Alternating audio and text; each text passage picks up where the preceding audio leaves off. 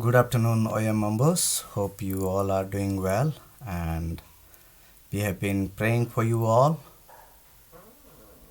And it has been tough time for all of us as we are not able to come together and worship our living God. But remember, God knows everything and He controls everything. Though we have a desire to come and worship Him, but we can worship wherever we are. And before we start our meditation this afternoon, let's look to the Lord in prayer. Loving Heavenly Father, we thank you and praise you for this wonderful day you have given us. Thank you for your care and protection.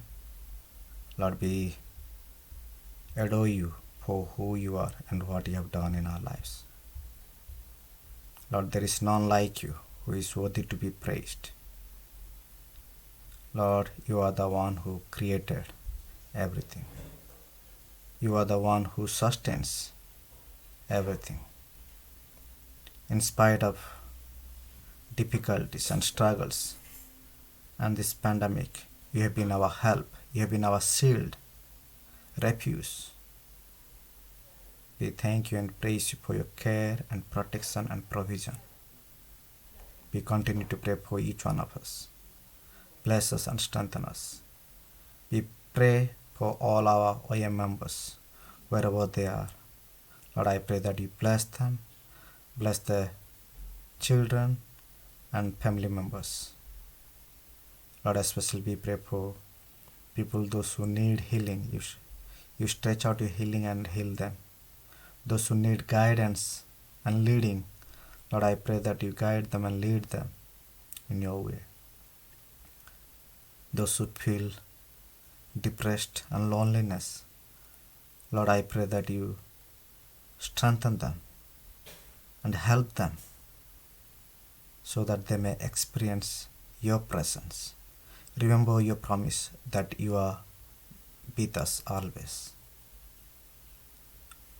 Whatever the sickness or disease or the reason for loneliness or depression, Lord, I pray that you comfort them and you strengthen them to stand firm in you. Lord, I pray for people, those who have lost jobs. You provide them and help them to find the one that you want them to have. We pray for people, those who are looking for other opportunities during this pandemic.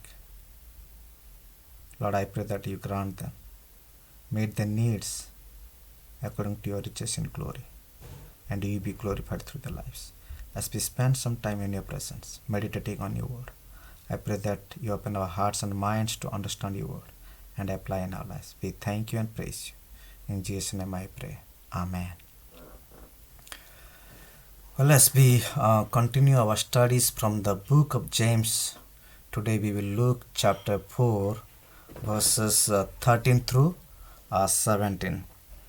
James chapter 4, verses 13 through 17. And what I want to entitle my sermon is Life Without God. We saw in the previous chapters that James identified the source of interpersonal and inner personal conflicts as self-centeredness. But here James explains how God should occupy our lives, because self-sufficiency is a terrible sin in the eyes of God. The reason is because man, you and I are weak, fragile, corruptible, and subject to diseases and death. Yet, despite his frailty and the uncertainty of his life, man still ignores God and walks upon earth as though his future is totally in his hands. This is the whole philosophy of humanism, the boast that man is the ultimate being in control of his life and destiny. Such a boast is utter foolishness when man is nothing more than a speck before the all knowing, all powerful God who created everything. Yet, it is the very position and philosophy, the very lifestyle chosen by so many people today. This is the terrible sin of humanism, of boasting self sufficiency. So, let me ask you a few questions. Do you have plans for today, tomorrow, or next week, or next month, or next year? I'm sure you do. Many of us have short term plans and long term plans, and that too, we have many different types of plans. But the real question we must ask ourselves is, when we plan something, do we plan for our future with God or without God? Or in another word, are we seeking God's guidance or leadings for our plans for the future? Or we do that without seeking God or without looking for His guidance and leading for our lives or for our future plans? In another word, where should God be in our plans for our life? And for that, James gives us some advice this afternoon by reminding us about the wrong attitude toward the future and also right attitude toward the future. So let's look at them one by one. The first one is the wrong attitude toward the future. And if we read verse 13, 14, and 16, we can find about the wrong attitude the people can have toward the future. And I will read for you verse 13, 14, and 16. Come now, you who say, today or tomorrow we will go into such and such a town and spend a year there and trade and make a profit. Yet you do not know what tomorrow will bring. What is your life? For you are a mist that appears for a little time and then vanishes. Verse 16. As it is, you boast in your arrogance. All such boasting is evil. As you remember, James has been giving us a lot of instruction and explanation as to how we should live as his followers. How do we really live the faith? Today, he speaks to us about planning our lives. When we plan something, there can be a wrong attitude toward the future. The wrong attitude toward the future is planning without God. There is nothing wrong with making plans for our future. We should plan and prepare for the future. In fact, we should never fail to take the time to plan. Scripture is very clear about this. We are not to be slothful in business or in any endeavor. That's what Romans 12:11 tells us. Do not be slothful in zeal. Be fervent in spirit. Serve the Lord. Believers are to plan and think about their ventures and behavior before they act.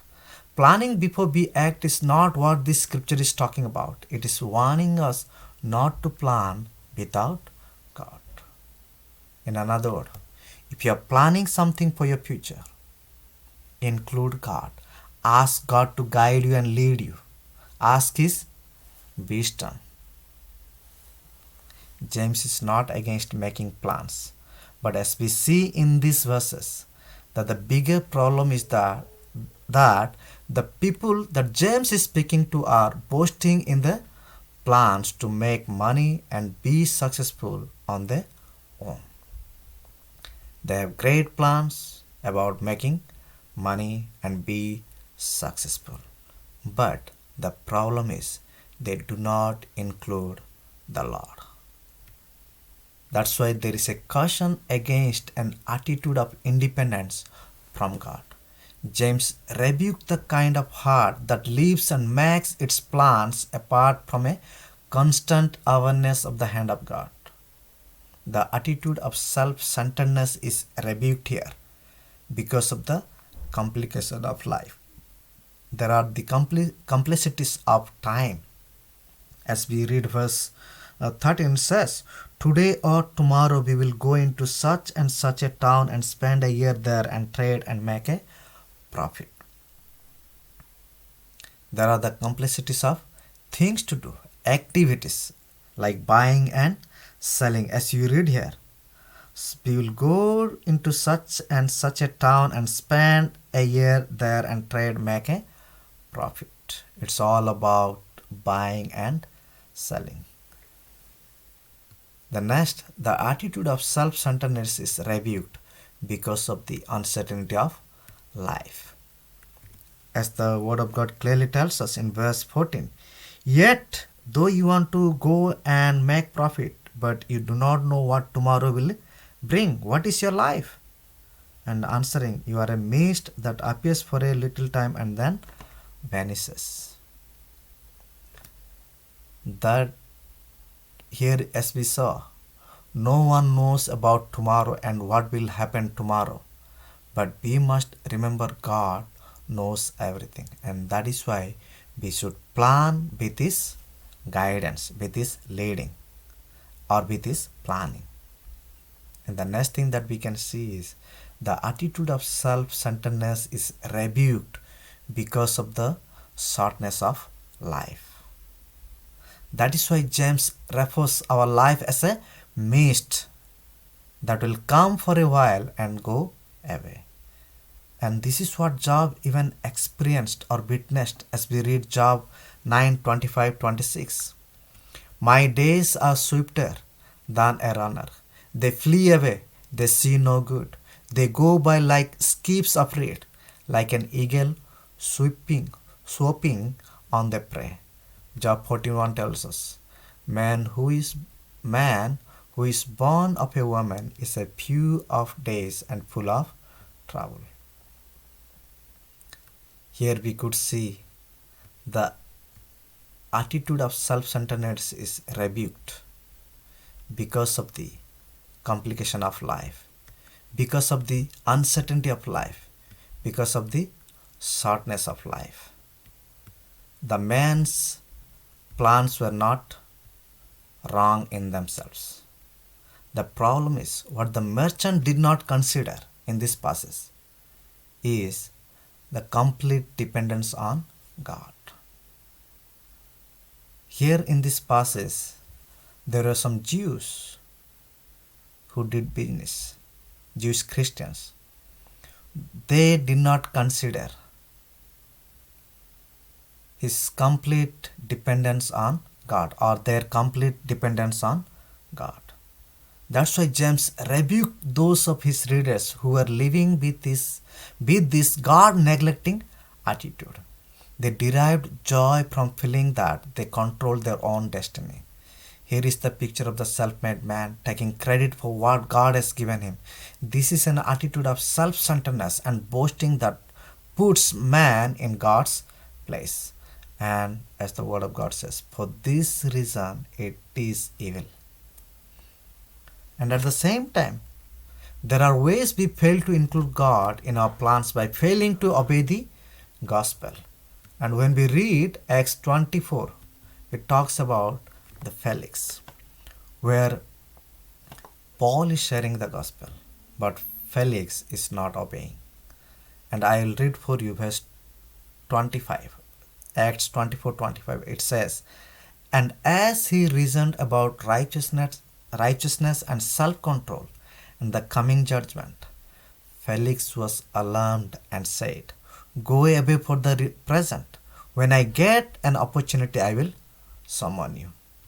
And another way we fail to include God is by letting things of the world to control us. And if you want to see that, the parable of the sower. In Luke 8:14 it says, and as for what fell among the thorns, they are those who hear, but as they go on their way, they are choked by the cares and riches and pleasures of life, and their fruit does not mature. My dear brothers and sisters, when we plan something, we must include God. We must seek His guidance and leading for our lives in planning anything we want to do. We must not ignore God. You know, it is foolish not to include God anything we plan for our future. So, to what extent is our life directed by the knowledge that Christ is coming back? Do you live or plan something giving a thought to God's plans? Are we not guilty of living a kind of life that talks about in verse 13? You know, I'm going to do this and I'm going to do that. That is why James is warning us, saying, you do not know what will happen tomorrow, and you boast of your future plans. Proverbs 27:1 tells us clearly, do not boast about tomorrow, for you do not know what a day may bring forth. Who knows what tomorrow holds? Life is full of uncertainties. As we are going through this pandemic, we are in a situation, even if we want to be certain for something, we cannot. The Word of God clearly tells us, we do not know what will happen tomorrow. And that is true. My dear brothers and sisters, personally, I do not know what holds my future. But I know who holds my future. So knowing life is short and knowing God holds our future, it is very important we do God's will, not our own wills.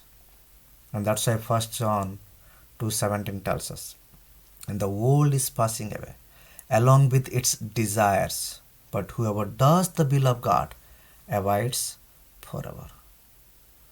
So whose will are we doing? Do you follow God's word, God's will, or your own will, or your own instinct? It's very important. As James has reminded us this afternoon, there is nothing wrong in planning for our future. But only thing that we should do or we must do is His will, or include God, or seek His guidance, seek His leading direction for our lives, for our futures, for anything, whether it's marriage, job, or moving, or anything. Whether it's a small thing or big thing, always we must ask God's will and pray about it and ask question, am I doing God's will or my will? And that should be the question we must ask when we plan something. And the second thing that we can see is the right attitude toward the future. And that you can see verse 15 and 17, and I will read for you. Verse 15, instead you ought to say, if the Lord wills, we will live and do this or that. And 17, so whoever knows the right thing to do and fails to do it, for him it is sin. James reminded his readers to put into practice what they knew. And that is the same thing James is telling us. If you know something, do it. Put into practice. Obey. We all should avoid presumption and self-confidence. We should submit ourselves humbly to God. Failure to do this is sin. And that's what the Word of God tells us. There is an exhortation to make plans with complete reliance upon the will of God. Or in another word, there is a challenge to live according to what we know in the Lord. To him who knows to do good and does not do, to him it is sin. James knows that it is far easier to think about and talk about humility and dependence on God than it is to leave it. Yet he makes the mind of God very plain. As we know these things, we are accountable to do them. James addresses here the sin of omission. He says, if you know the good you are to do and do not do it, then that is a sin. Do you do that which is right? If you are children, do you obey your parents? Do you do what your parents tell you to do? If you are parents, do you do which is right? Whoever you are you doing which is right in the sight of God? Are you serving Him now? Are you a good steward of your time and money? Do you witness? If you know the good you are to do and do not do it, you sin. We must obey God and recognize the providence of God. As verse 15 tells us, if the Lord wills, we shall live and do this or that. Paul knew and lived this principle. And that's why he says in Acts 18:21, I will return again to you, God willing. And 1 Corinthians 4:19, but I will come to you shortly if the Lord wills. And 1 Corinthians 16:7 tells us, I hope to stay a while with you if the Lord permits. That is such a healthy and humbling way to think. Our lives are characterized by uncertainty and frailty. No one knows for certain what is going to happen tomorrow or in the next few hours, especially as we are in the context of this pandemic. Many have lost jobs. Many are struggling and going through problems. Life consists of uncertainty. Life is characterized by frailty. So, life calls for humility. Remember, my dear brothers and sisters, we are weak and fragile. So, let us trust God with our life. We must depend upon God for everything, including food, clothing, shelter, jobs, marriage, etc. Anything you can think of. For anything, everything, we must depend upon God. At the same time, we don't know everything. And that's why we must trust God with our plans. He knows for our own good whether to give or withhold. He is always working and helping us to grow in Him and conforming to greater Christ-likeness. God knows best and always acts rightly. So don't worry about the future and trust God with your plans. And that's why Jeremiah 29:11 tells us, for I know the plans I have for you, declares the Lord, plans for welfare and not for evil, to give you a future and a hope. My dear brothers and sisters, remember, He wants to give you a future and a hope. He is your hope and future. Today, whatever you plan or whenever you plan, do you acknowledge that He is your hope? Do you acknowledge that He is your future? Or you do on your own, make your own hope and future for your lives? Most of the times, we acknowledge Him in the spiritual aspect of our lives. Going to church, praying, giving, helping, they are good. But we don't acknowledge Him or invite His Lordship into the business aspects of everyday life. We behave like believers in our spiritual and devotional life, but we often behave like unbelievers in the daily business aspects of our life.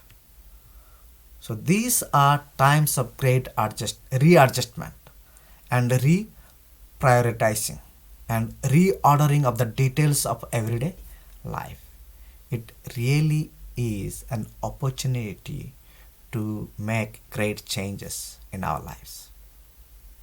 Let's make sure that the great greatest change we make, the one that will end up bringing God's blessing upon all of the other areas of our life, is that we cultivate the regular habit of humbly submitting all of our plans to our sovereign Lord. Let's make our plans, but remember to hand over those plans to God. And that's why Proverbs 3 5 and 6 tells us or reminds us, trust in the Lord with all your heart and lean not on your own understanding.